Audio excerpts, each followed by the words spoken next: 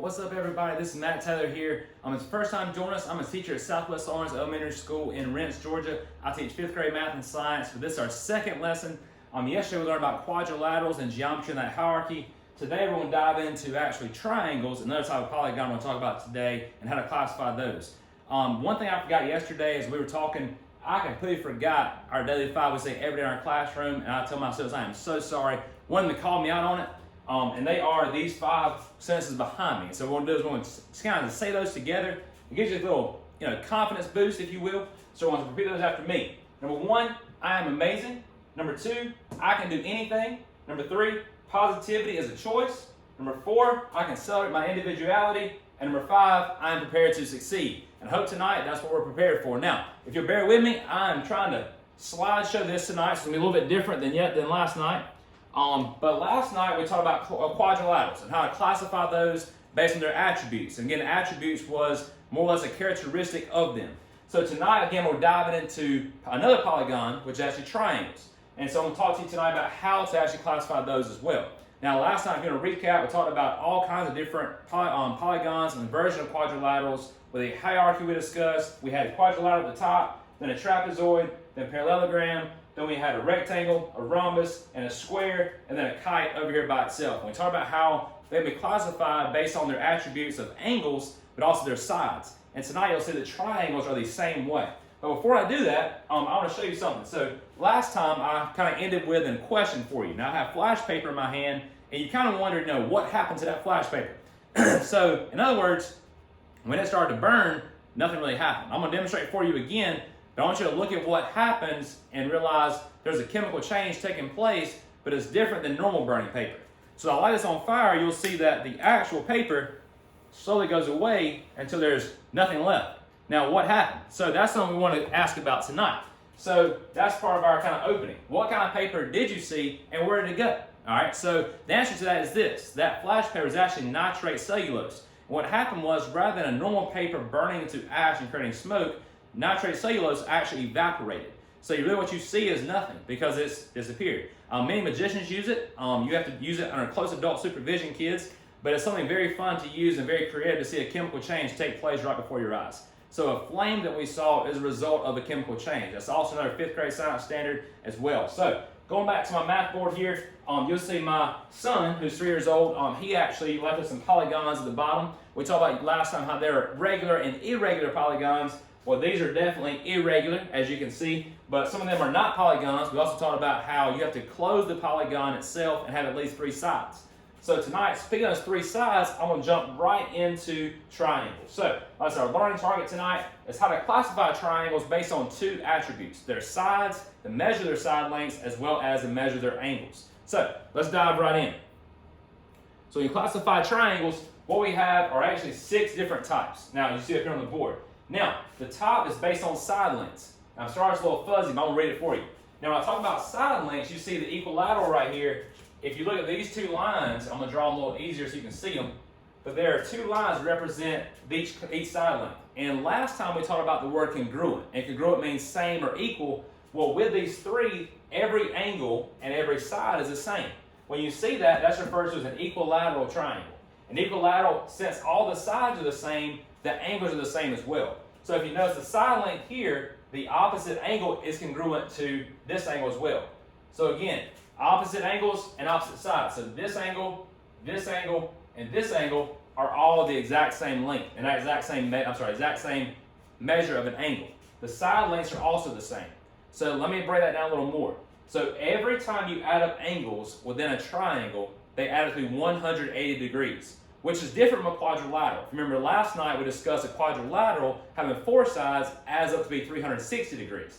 The difference is this: if I were to take 2 triangles and place them together, all right, we have, you can tell, like I said, I'm not a very good artist, as I was not last night, but if I create 2 triangles and place them side by side, I've created a quadrilateral. And so what happens is when you add up 180 degrees plus 180 degrees, you will get your answer of 360. So if I erase this line in the middle, all right, and if you were with me last night, you could actually classify this quadrilateral to what it is based on the side lengths and based on the angles. So this is what we're looking at as a parallelogram. And so the parallelogram is a quadrilateral, which is 360. But if I can separate it in 2 different ways, or how many ways you want to, If I can go across the middle, all right, again, it's a classroom, so I will make mistakes, so bear with me. So across the middle, there are two triangles. I can separate it this way for two triangles, down the middle. And there's all kinds of different ways you can separate to make more triangles, but every quadrilateral is basically designed of two triangles. And because of that, if you take 180 then multiply it by 2, or add another 180 to it, it's 360 degrees. So that's why when you look at a triangle, it's basically half of a quadrilateral. The angle measurements are. So if I do that and I look at the equilateral triangle here, I know they all add up to be 180 degrees, okay? Which is true. However, if I look at the individual angles within the equilateral, I have 3 of them. Remember, a triangle has to have 3 angles and 3 sides. So if I look at it right here, I have 3 sides and 3 angles. Well, if I need to know the measurement of, say, angle A, and I want to know angle A equals what? Now, what does it equal? Well, if I'm looking at degrees, I can look at angle A here and know that these are all the same. So I know if it's 180 degrees for all 3, I can take 180 degrees and I can divide that by 3. And when I do that, I'm basically splitting that 180 degrees among 3 separate angles. So as I do, all right, we have 60 degrees. So we know, if we know facts, you know 3 times 6 is 18. Now, I could work this out using long division if I wanted to, all right? And many of my kids use a different strategy of long division as well. They're referred to as the box method or the short method is what I sometimes call it. This is called the standard algorithm, way we learned it, we were in school, us older people. Now the younger generation has a new way. I'm going to create an example problem for the side for you. But this new way that is broken down a little differently actually is something like this. So what students do, we know that division is repeated subtraction. So in this method, you're bringing numbers down. Well, in this method over here, you're actually bringing numbers back up. So what I mean by that is when you look over here, all right, and I'm going to give an example here. So 3 cannot go into 1, so I put a 0 at the top, and I have 1 left over. So 0 times 3 is 0, and I subtract and get 1 left over. This number, rather than bringing this number down as I would do in long division, I would actually bring this number back to the top. And now I would say 3 will go into 18 6 times. And 6 times 3 is 18. When I subtract, I have 0. Now, again, we have to bring this number up. So as I do, we have 0 here again as well. 3 will go into 0 0 times, and 0 times 3 is 0 again. So I have no remainder left over. So my quotient is 60. Now, which means that angle A, I'm going to erase all this scratch work here. My assistant will tell you I love to see scratch work. So if you're not one that does a lot of scratch work, I would encourage you to do so because it helps with literally everything in 5th grade math, I promise. Now, going back over here, again, this is a long division way that we will address later on this YouTube channel, but this is known as the house method to many. Again, rather than the standard algorithm, you just bring the number up instead of bringing it down. And we'll revisit that later. But right now, let's talk about triangles. So how to classify those. So if this is 60, we know if this is 60 degrees, then every other angle in this equilateral triangle is 60 degrees. And that's how we can look at it. So all the sides are congruent, all the angles are congruent, which makes this an equilateral triangle. Now, let's go to isosceles. Now, isosceles to me is a fun word to say, right? You like saying isosceles, it makes you sound kind of a lot more intelligent, makes you sound smart. So I love saying isosceles because it sounds fun. Now, when you look at that word though, there's something that gives you a hint as to what an isosceles triangle actually is. Now, I'm going to write that word kind of big right here across the bottom. Now, excuse my handwriting. I've never been a very good handwriter, all right, nor a speller. That's why I teach math and science. So as I'm looking at this, I'll see the word isosceles across the bottom. Now, if you notice, there are 3 S's in isosceles, right? We've got 1 here, 1 here, and 1 here, which means there are 3 sides of a triangle, okay? Now, you also see there are 2 E's right here. These 2 guys are the most important letters in the word isosceles, and here's why.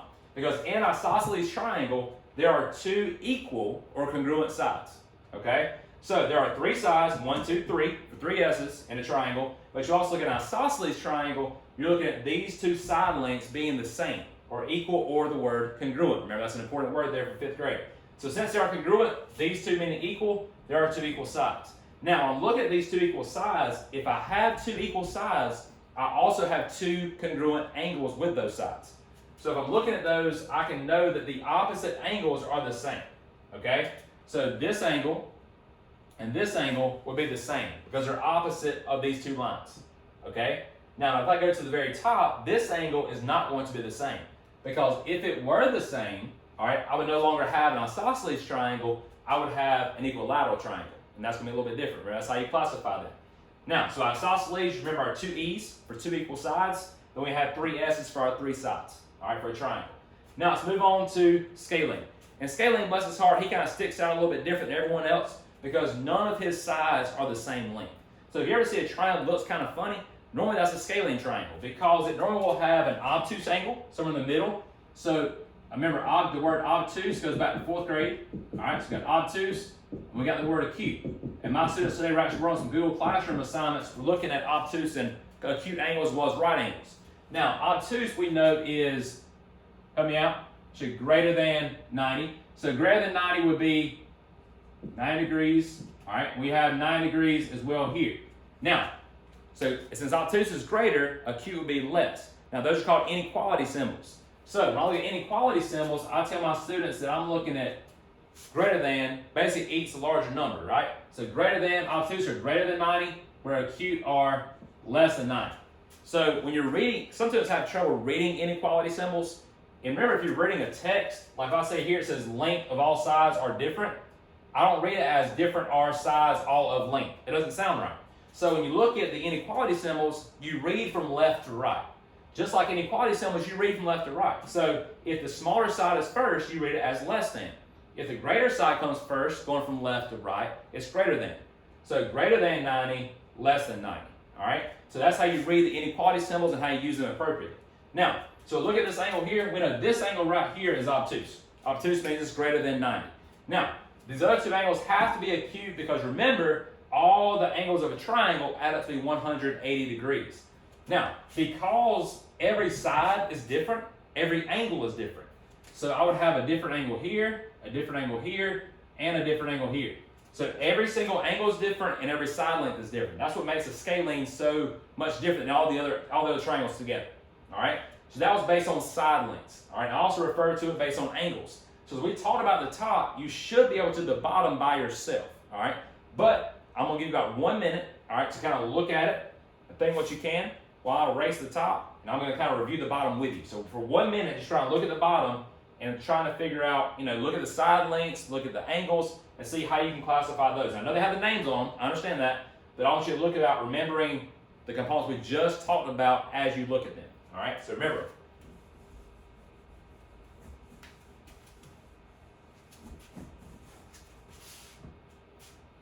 All right, it was a fast minute. You ready? All right, so a right triangle is a little bit different than all of these at the top. Now, I won't say that because a right triangle, if you notice, has an angle that is 90 degrees. All right, if you ever heard of the Pythagorean theorem, a squared plus b squared equals c squared, you'll use that a lot in a right triangle trying to find the hypotenuse or trying to find the side length. Okay, so as you go to an advanced grade level, when you use Pythagorean theorem, that's what it's referring to. All right, so the right angle here is 90 degrees. You notice it's with a box. All right, normally a little box, and that perfect L shape represents a 90 degree angle. Now, I know that this is 90 degrees. This angle and this angle both have to add up to give me 90 degrees as well, because 90 plus 90 goes back to that 180 we just talked about before, so 180 degrees, okay? Now going to acute, going back to what we said earlier, acute means less than 90, right? So acute is less than 90 degrees. And obtuse, going back to what we said before, obtuse is greater than 90. All right, so let's go back down to the bottom. So an acute triangle, all the angles are less than 90. Makes it very easy to remember. So for example, an equilateral will always be acute because all the angles are always less than 90 degrees. So you can refer to this angle as an acute equilateral triangle, okay, or an equilateral acute triangle. Now going back to isosceles, isosceles also can be acute, all right? So going back to down to the bottom, acute again, less than 90. So if I look at the top, again, that's how you read that inequality symbol, less than 90, okay? So going back to the bottom, we have all these angles are acute, all right? Now, I drew one single line, not meaning they are equal, they're not congruent. I'm just letting you know all three of those angles are acute, or less than 90 degrees, which makes that an acute triangle. Now, obtuse is different. We know that obtuse is greater than 90. So if you have an angle that is greater than that 90 degrees, greater than a perfect L, such as this angle right here, all right, that is going to make that an instant obtuse triangle, okay? And again, if this is obtuse, these others have to be acute, all right? And let me give you more background behind that. If I have something greater than 90 degrees, let's say it's 91. If I have a second obtuse angle within that same triangle, let's say it's 91 also. If I add those together, it's 182 degrees. All right, I have a problem with that because I just told you all the angles of a triangle only add up to be 180. So it's impossible. It can't happen for me to have two obtuse angles within a triangle. Okay, you only can have one. But when you have that one, it makes it an obtuse triangle. All right, so I'm going to erase this. We're going to recap one last time about triangles. We're going to look at how we can conclude here tonight. Now, again, there are four main types of triangles. All right, so let's look at those again. We got equilateral, isosceles, right, and scalene. Now, as we look at those, these are more descriptive words of how you can look at them. Remember the word attribute, what we talked about, the characteristics of the triangle. Remember, all have to have three sides. All the angles are different, possibly, and all the side lengths could be different, possibly. So those are two main areas you look for when identifying a triangle, the side lengths and the measure of the angles. All right, so looking right here, equilateral, we know all the sides are the same and all the angles are the same. All right, but they all add up to be 180 degrees. All right, let's go back over here to isosceles. So isosceles we see has two pair, all right, of equal sides. Remember, there's an E here and an E here. Two E's for two equal sides. All right, you also have the three S's for three side lengths. Now, let's keep looking at across. Let's go to scalene. Scalene, every single side length is different. All right, again, every side length is different. Also, you're looking at every single angle is different as well. You also have right here, you have an obtuse angle in that scalene, which makes this an obtuse scalene triangle. Okay, you can identify it as both. Now, scalene, again, all different sides, all different angles. Last but not least, at the bottom we have our right triangle. Again, this is what you will use Pythagorean theorem for, a squared plus b squared equals c squared. So if I find a missing side length, if I have, say, 25 here, and I have 14 here, on this missing side length, I can use a squared plus b squared equals c squared to find that. All right? Which, again, that's a more of an advanced grade level, but let's give you a picture into the future, if you will. All right? So right triangle always has a 90-degree angle somewhere inside of it. All right, and that's the most important thing to remember. So right triangle has a right angle. Scalene, all sides and angles are different. Isosceles, there's two E's for two equal sides. And the equilateral, everything's the same. Everything is congruent, not the same. Remember that word, congruent. All right, now as we go along, those are our four main triangles of 5th grade. Now, if you have any questions, drop them in the comments below, and I'll be glad to get back with you and get in touch with you. Like I said, tomorrow night we'll be diving more into something a little bit different than geometry, so stay tuned. I will also have another good science experiment for us tomorrow night. Don't forget flash paper, and don't forget at the bottom we have this beautiful artwork by my son. And remember, irregular versus regular polygons, which goes back to the last night. All right. Now, again, if you have any questions, drop me a comment, and I will hopefully see you tomorrow night. Looking forward to having you again. Thank you. Good night.